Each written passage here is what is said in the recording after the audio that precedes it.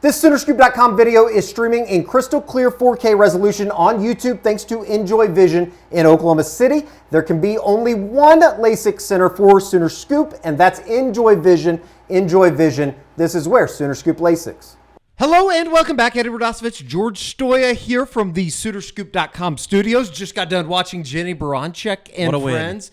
Great win over Kentucky. They advanced to the semifinals of the SEC tournament, and good thing that we got you here, George. That was a great win. It was huge. I mean, one of the best, probably the best win of the season for her group. So they're on a roll, 9 in a row. Playing really good basketball at the right time. Obviously, it's so cliche, but you knocked down all the free throws that they did today, and 19 of 20. Kind of, get a little bit of revenge against the Kentucky team that came to Norman and won. You move on. Now you got to tangle with the big ones, right? South Carolina on Saturday, we'll see. We'll see. But they're so damn good. Just hang in there. Be competitive. More seriously, though, they're going to host. I think that we've moved past that, but I think that win today should get them a 3 seed in the NCAA tournament, which is fantastic. So. Yeah, depending on how some of the other conference tournaments shake out, it feels like, though, Oklahoma's done enough recently to get that 3 seed, which would be huge for their hopes of, possibly making the Sweet 16 for the first time in Jenny Baranczyk's career. Absolutely. Need to take advantage of that. We will be watching on Saturday. As we said, yesterday, we went over all the transfer portal guys. Today, we're going to hit on some of the true freshmen that have joined the Oklahoma program. Oklahoma opening up spring practice on Thursday. We were out there. We talked about it on yesterday's show. You can see that here on the Scoop YouTube channel. But let's get into it. A little bit of a smorgasbord, if you will, as far as some of the freshmen go. We should start, though, with the offensive line. And Michael Fasusi, Ryan Foje, Owen Hollenbeck, and Darius Afalava. Obviously, there's a lot of high expectations when you're talking about this group. Well, this was the heart of the class, right? I feel like every recruiting report we did with Josh McCuistion, it was about this offensive line group. And can they, bring these guys in? Can they get a Michael Fasusi? Can they hold on to Ryan Foje? You add a really nice piece in Owen Hollenbeck and obviously Darius Afalava. Really talented group. And we'll see if any of those guys can get on the field next year. It feels like Michael Fasusi is a strong candidate for that. Possibly Ryan Foje, which you look at those guys' heights and weights, and they certainly all four come in at pretty big sizes. I think Fasusi's at 302. I want to say Foje's like in the 320s, and then Hollenbeck is at 348, and Afalava's in the, 330 something maybe? About, I think he said, so I thought he said 325 in between 325 and 330. Massive humans. Huge. I mean, Owen Hollenbeck at 348 is insane. He's the heaviest player on the team, and he's 18 years old. It's unbelievable. We should add that Sean Hutton, part of that group as well. We were talking about the 4, I guess, true scholarship guys. But when you talk about Michael Fasusi, when you talk about Ryan Foje, we've done that plenty of times with Josh McCuistion. Is there an expectation that they could possibly step in? This spring's going to be big for those guys. I think that they have a great opportunity this spring because when you look at Logan Howland being out, Heath Ozida as well. I mean, and Jacob Sexton and Jake Taylor coming back from injuries, there's a chance those guys are kind of thrown into the fire this spring, which I think would be really good for them. And, going out and watching practice, what we saw yesterday, they certainly fit right in. Like, they don't look like freshmen out there. I know you put out the clip on X, and I'm sure it's in the B-roll here, but he looks fantastic. So, it's unbelievable. I think Fasusi is certainly somebody, if he can put on probably another 10 pounds by next season, it wouldn't shock me if he ends up on the field for Oklahoma. All right, well, let's hear from some of these guys. Obviously, there's high expectations, but they are just starting their high school or their freshman year coming in as early enrollees. We talked to all 4 of those guys about, kind of their first experiences and then obviously expectations going into their first spring. Oh, it's been great, man. I've had the right people around me. I've had the best resources that could possibly be offered. Coming from the strength coaches to the coaches to the nutritionists, everything. Gained. I just gained like 20 pounds coming in, the best 20 pounds I ever put on. And so, again, having the right resources around me, that's all it's been for real. So, yeah, it's been a blessing. Just getting out there tomorrow, is there a certain level of anxiousness, nervousness that comes with tomorrow's the day that we're going out to the practice field? In some sorts of, like, if you want to think about it, it's the first practice of my freshman year, but I try my best to relax myself, calm down, I do yoga in the morning, so I just like to calm down, Sure. take a deep breath, and just focus on what I need to execute today. It's been intense, and that's kind of like a good thing to me because it just shows it helps you learn a lot of things. I feel like in real life too, and I just felt like with Coach Smitty, it's really changed my body a lot. Just how intense it is, and just with Coach Beatenbow as well. I've learned so much from him within the past 2 months. I've learned a lot more from him than I have in my last 4 years playing high school football. So it's been really well. Definitely a lot of people that took me under the wing is a lot of the seniors on the offensive line. Okay. We have Troy Everett, actually not just seniors, just just guys older than me. Yeah. We have Troy, Jake, Heath, multiple more. Like they all just like come together. They've showed me the ropes, and just like from here where we're going, it's gonna be awesome. Expectations, they're always going to come with you coming in as a 5-star. How do you handle the expectations here, especially early as a freshman? The expectation for me, I don't really believe in expectations. I believe in no expectations, just going in there working. I didn't really come in thinking I'm guaranteed a spot. I came in here like I'm gonna do what's best for me here and just develop. So that's been my goal coming in. That's still my goal now. To me, not really. I just like to stay humble and just focus on what I need to do, focus on my technique, everything I need to do to be able to win today. Just giving my all to the team in any way, shape, or form. Obviously, the outcome for me is just to get as much playing time as I can, but even if I can't do that, just give as much looks as I can, get in the playbook as much as I can, just help the team at all costs. My expectations for myself is to learn everything, get it into the playbook, get into plays, work for my best, and do everything my coaches need me to do. You know, I remember when we go back to talking about Jim Nagy and the front office and even Jake Rosenberg to a certain extent and the way that the Eagles have built what has become, a Super Bowl champion, obviously. It seems like you really got to focus on the line. There was an importance placed on that. And I think now that you got there, you're kind of excited about what's to come for this group of guys. Well, and just their approach and attitude, too, in those interviews in terms of, Michael Fasusi saying he doesn't believe in expectations, right? And just saying, hey, I just want to come in and get better.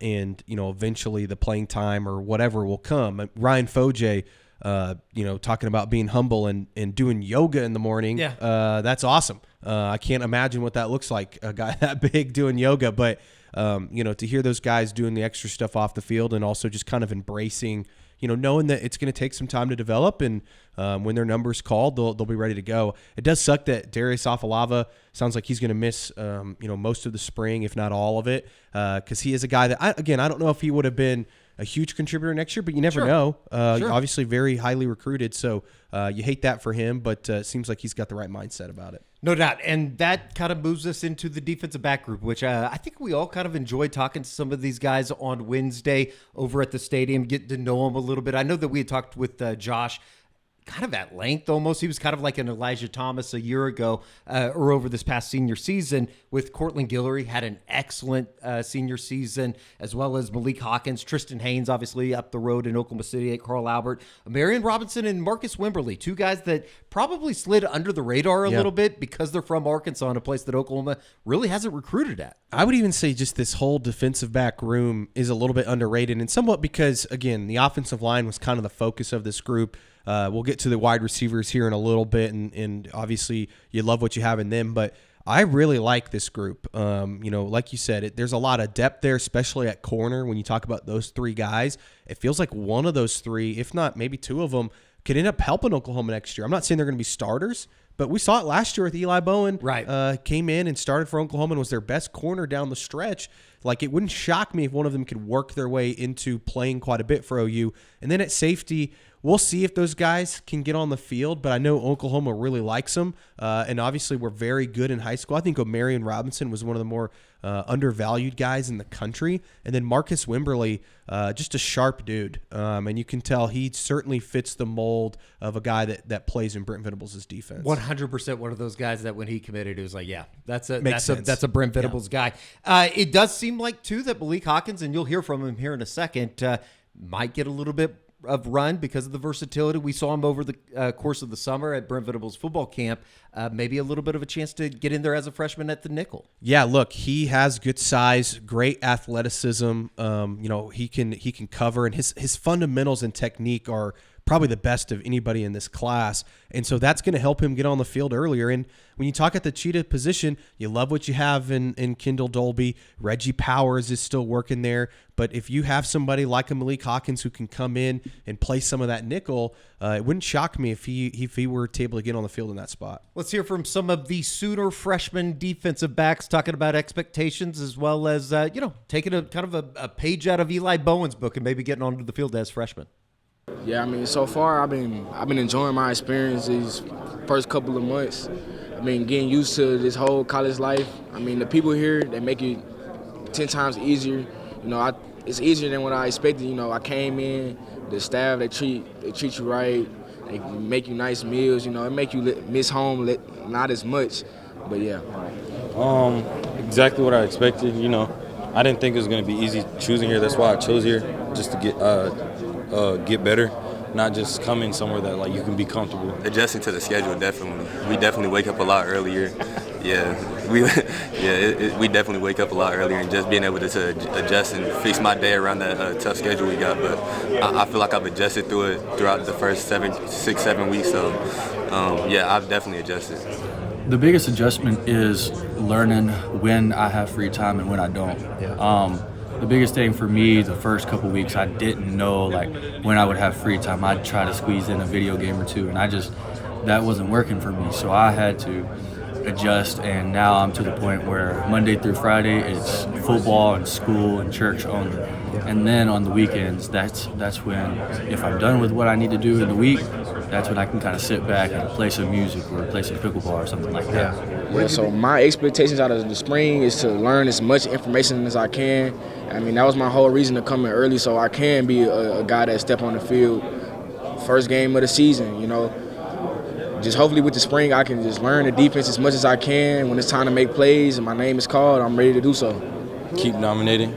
Don't slow down. I'm here to get better and play football, so that's what I'm going to keep doing. When you see Eli come in and make the impact that he did as a freshman, I was just asking Cortland about it, to make it a little bit more real that, I can get out there pretty quickly, and especially at cornerback where they need some bodies.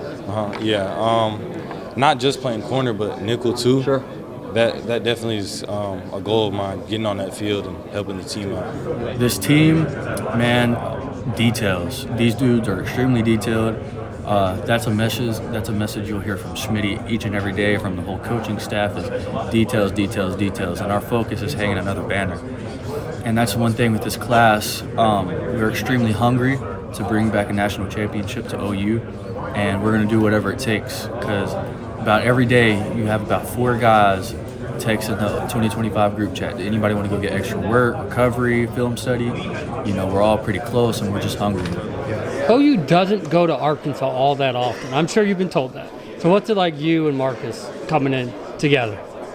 Us coming in together, Arkansas boys, it's a big deal for us and the program. Come in and show what we came here to do and what us Arkansas boys got and can show it. I think that Josh McCuistion would add in O'Marion Robinson. Don't forget the name. Yeah. Certainly going to be somebody here as he gets into his career that is going to be a player for Oklahoma defensively. Let's stick, obviously, with some of the freshmen. And we talked about the wide receiver unit yesterday, talking about all the transfer portal guys. Giovanni Gibson had an incredible catch, obviously, in the first practice.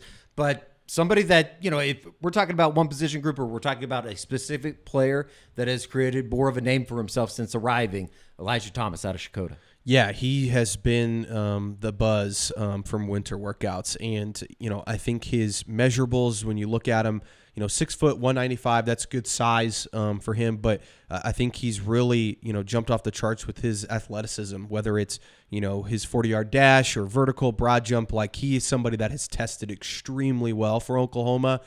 So I think they'd like to put a few more pounds on him, but he's certainly a guy that stands out. And I think that, I've said it on the show, I think there's a very good chance he ends up playing quite a bit for Oklahoma next year. I would say the same thing about Emmanuel Choice. I was about to say, when you're talking about measurables, he was somebody that we saw at practice yesterday, and you'll see some video of him here in a second. He looked every bit of, being that part. I mean, Giovanni Gibson, he was probably the one guy that really stood out at the wide receiver room. The next one is Manny Choice. 6'4", 212 pounds. He's a big guy, and he very well spoken, but he's somebody that, certainly could come in and play for Oklahoma. I think has good speed, good route runner, can high point a football. So it was fun to see those guys out there. It's just, can they pick up the physicality and the speed of college football quick enough to be contributors? Sure. We saw how, at times last year, and it's hard to take everything into it, but we saw how some of the guys, Zion Raggins, Zion Kearney, they struggled at times. Yeah, and we like those guys, and we think they can Absolutely. be good players, but sometimes it's a tough adjustment for freshmen, especially in the SEC. So, again, you love what you see in Elijah Thomas and Manny Choice, but can they get to, and adjust quick enough to play for Oklahoma? I know we talked about it. I think it was with Josh, and just kind of opens it up and reflects on how special, to a certain extent, Ryan Williams was for Alabama this year. Oklahoma hopes that they can get some special freshman talent in the wide receiver room. Let's hear from Manny Choice as well as Elijah Thomas. Elijah, what's been maybe the biggest adjustment for you so far these last couple months, just getting to college, whether it's workouts, learning the playbook, or maybe even just going to class? Route running and steady hands for sure, and in the weight room they really push you. That's just what I expected to. Prioritizing your schedule from college to high school. There's nobody in here going to tell you, hey, get up, hey, do this. It's all on you when you get in college. So I say pretty much it's prioritizing my schedule. Because there's a lot of things you have to get done in a day. So, yeah. Have there been any older guys that have maybe helped you with that? Of course. Everyone has their own thing going. But from my perspective, how I like to do things, like you see an older guy doing something that's effective and that works, just follow along, and just learn from the older guys and their routines, the things they may do. It may be something as little as, they stay in the hot tub and cold tub 10 minutes each after practice. Just little things just pick up on and just be a sponge when you first get here and soak up everything. He's a vet. He's been there, done that. So just picking up from him, he asks us so many questions. Like he's a guy that's about his work. How much does having leadership of a guy like that help you all when you're going to be trying to learn a new offense? It's great for a younger receiver like me that's just now first getting in this offense, having a guy that's your quarterback, that's the leader and knows the whole entire offense. It's great. Tell me too, just what's it like being an Oklahoma kid, getting to come here and that? Now I know you haven't played in a game yet, but what's it been like, kind of seeing that dream come to fruition? Dream come true. Sometimes I just can't believe I'm here. I think Elijah Thomas is going to be somebody that does a lot of speaking with his play on the field on Saturdays. A man of few words, but certainly has kind of created a way for himself here since arriving to Durbin. Next, let's go to the defensive line, because I think that when you talk about the defensive line, obviously it was light numbers. Trent Wilson's really, truly the only guy that they brought in. But, boy, you talk about guys that looked physically impressive on Wednesday. Trent Wilson fits the bill. Oh, boy, and his demeanor. Maybe the most intimidating / serious person I've ever come across in this meet and greet kind of setting. You'll see it in the interview, but he's legit kind of scary. But he was great to talk to. And I think that a lot like the other guys, he's embracing kind of the expectations that come with being a highly recruited guy, but also understanding there's a lot to learn. And what I took away from Trent's interview was just, the guys in that room, Dominic Williams, Grayson Halton, even guys like David Stone and Jaden Jackson, who have kind of shown him the way. And I think it was you that asked him too, just about, last year Jaden was able to get on the field as a true freshman. That's very rare. Remember the stat, it was first freshman since Tommy Harris to start the opener at defensive tackle. So very rare for, true freshman defensive tackles to get in the game. And we'll see. I think Trent, you look at his size, 294 right now. I know he told us on Wednesday that he's up to over 300 now. I think that he could find a way onto the field. So it was good talking to him. And he's somebody, again, like some of these other freshmen, I could see them playing next year. Much like a Manny Choice too, Oklahoma had to do a good job recruiting him on the back end. And, he was one of those guys that kind of committed to Todd Bates extremely early in the process, and they were able to hold on to him. Let's hear from him. He's a serious guy, Trent Wilson. So far, my focus will just be the best version of myself. All I gotta do, just make sure that I'm that I'm doing to the best of my abilities, whether that's, learning the playbook, whether that's, in the classroom, being a better teammate for my teammates, training, whatever it is. I'm just giving, my 100, what I'm saying, just doing everything to the best of my ability. A lot of older guys like Don Williams, Jaden Jackson, Grayson Holton, Nigel, a lot of older guys, and they've helped me to, just to teach me, talking about the ways, like how to study, how to, the proper footwork, proper hand placement, just the small things, but just stressing them a lot to me. When Jaden plays as well as he did as a true freshman, you kind of find yourself following him around to this is how I need what I need to do. This is what I need to emulate. Yeah. So as far as that, he's been teaching me a lot as well. Like I said, with the small details and just stressing them, to do it, basically perfectly. Just the small stuff and just doing it to the best of my ability, and with everything, I've just been following, what to do, how to do it, the timing of it, just like the small stuff. You were committed for quite a while. Yeah. Was the excitement level, I guess, peak as far as actually being able to get onto the field with Coach Bates? Yeah. Seeing how Coach Bates, teaches, as a coach and not as a recruiter, it's been a great experience for me. He's taught me a lot since I've been here, and I've learned a lot. Just excited to see where I end up at in a couple of years. Much like the Oklahoma offensive line, you want to keep stacking the bodies on the defensive line, and especially in this conference. I think Oklahoma fans got a tough lesson in that a year ago, obviously, with the offensive line. But again, and he mentioned it there, Dom Williams and Grayson Holton, just being around those guys, Jaden Jackson to a certain extent, David Stone, I'm sure, here as of late as he kind of comes on in his sophomore season. Those are just good guys to be around in that room with Todd Bates. Yeah, and we haven't talked enough about it, but being able to hold on to all four of those guys. Sure. I mean, you talk about four guys. We talked about it back during the winter portal. Yeah. How much, people were coming after Jaden Jackson after an All-American season. Even David Stone. And then obviously Dominic Williams was thinking about maybe going to the NFL, maybe jumping back in the portal.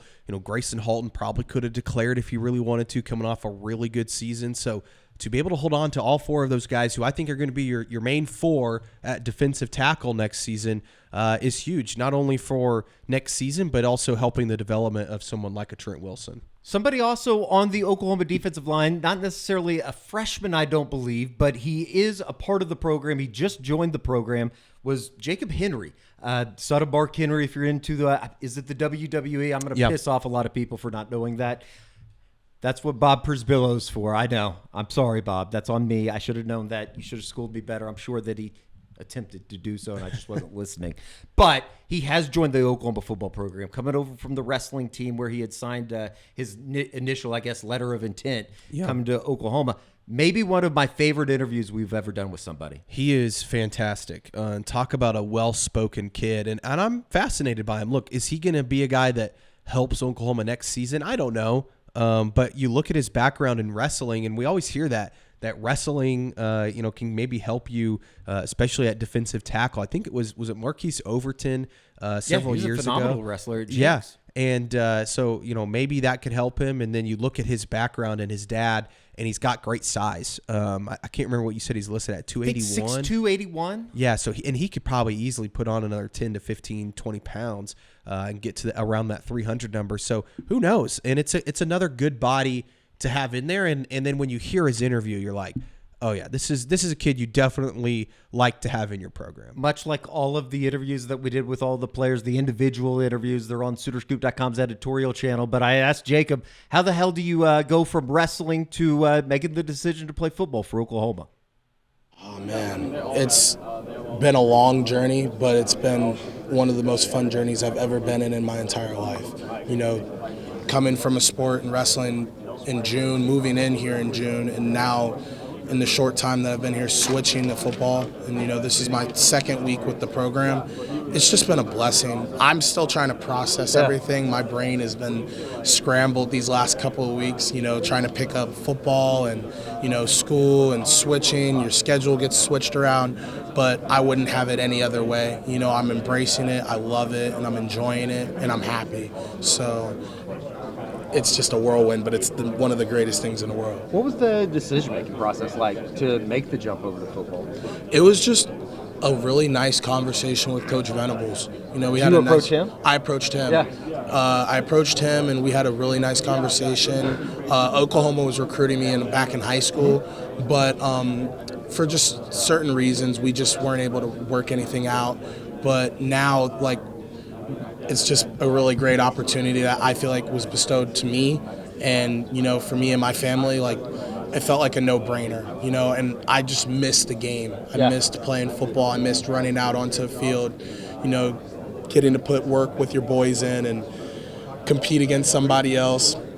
You know, there's no other sport like football. If nothing else, refreshing. And, you know, he went on to say that he went to the first game against Temple this season, and as the team's running out, he said he started crying. It was like, I need to play football. So it was a pretty good story. Yeah. You can check out the entire interview on SoonerScoop.com's editorial page, and that's going to do it for all the freshmen. Obviously, practice has just begun, though. For the spring, it's a good time to join SoonerScoop.com. Just $1 out there for you in YouTube land, and plenty of stories to come. And obviously, the Diamond Sports off to a pretty good start right now. Bob Prisbillo going to be covering Oklahoma's first SEC series this weekend against South Carolina. If you're just now watching it and you're on a Friday night, they're not playing tomorrow. Doubleheader on Sunday. Same over at baseball. Games will be played on Friday evening to open those series. And then obviously basketball. Tomorrow's kind of a big basketball day around these parts with the women playing in the semifinals of the SEC tournament. And then obviously the men playing against Texas down at the Moody Center to close out the regular season. Got to win.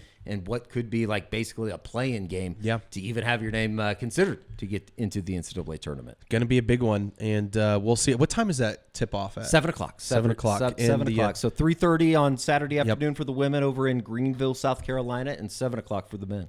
Should be a good one. And you expect baseball to bounce back this weekend? Yes. Just simply put, I don't think Sam Houston's very good. But you got to go out and beat them, right? Yeah. And softball, that's a big matchup. Very South big Carolina's matchup. South Carolina, undefeated, right? 20-0 right Yeah. now, coming off of a midweek win over Youngstown State. So we will be back here on Monday, wrapping everything up with the stickball report. We'll obviously hit on a hoops report, maybe have a better idea of where Oklahoma is. Both teams are going to be heading into the NCAA tournament. Can't believe that we're already talking about that here on Friday, March 7th. For George Stoya, I'm Eddie Radosevich. We'll talk to you next time.